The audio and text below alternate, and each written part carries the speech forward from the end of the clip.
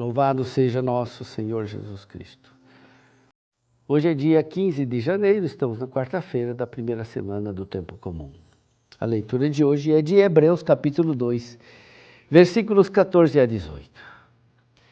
Visto que os filhos têm em comum a carne e o sangue, também Jesus participou da mesma condição, para assim destruir com sua morte aquele que tinha o poder da morte, isto é, o diabo, e libertar os que, por medo da morte, estavam a vida toda sujeitos à escravidão.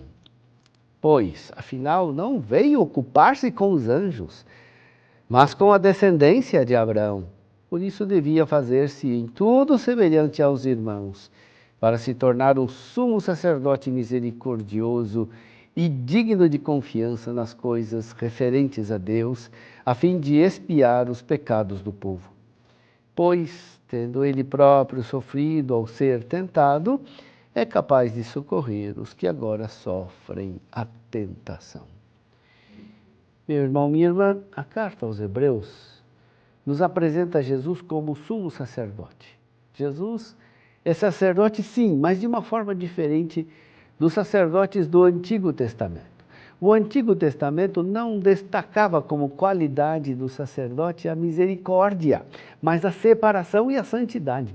O sacerdote do Antigo Testamento devia estar separado dos outros para estar do lado de Deus.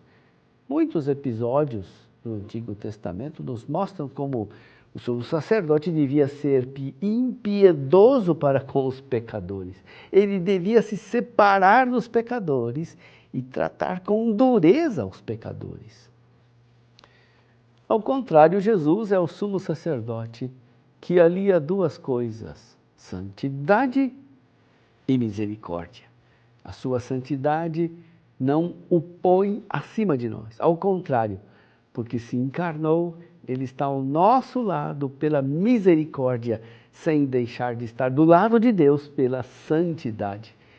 Ele tomou para si a nossa carne e o nosso sangue. Ele assumiu os nossos sofrimentos, as nossas penas e até a nossa morte para poder nos ajudar. Que os filhos têm em comum a carne e o sangue, também Jesus participou da mesma condição, para assim destruir com a sua morte aquele que tinha o poder da morte, isto é, o diabo, e libertar os que por medo da morte estavam a vida toda sujeitos à escravidão. Jesus é misericordioso pela sua união com Deus e com os sofredores.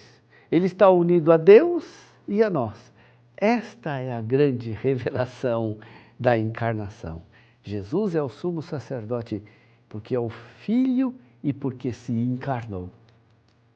O Antigo Testamento falou muito da misericórdia de Deus, mas a encarnação de Jesus demonstra que Deus quis tomar a nossa natureza humana para ter ainda maior compaixão de nós. De fato, pela encarnação, Jesus se comoveu, chorou, se encolerizou, sofreu conosco e foi tentado por Satanás. Pois tendo ele próprio sofrido ao ser tentado, é capaz de socorrer os que agora sofrem tentação. Isto é para nós motivo de conforto e de reconhecimento.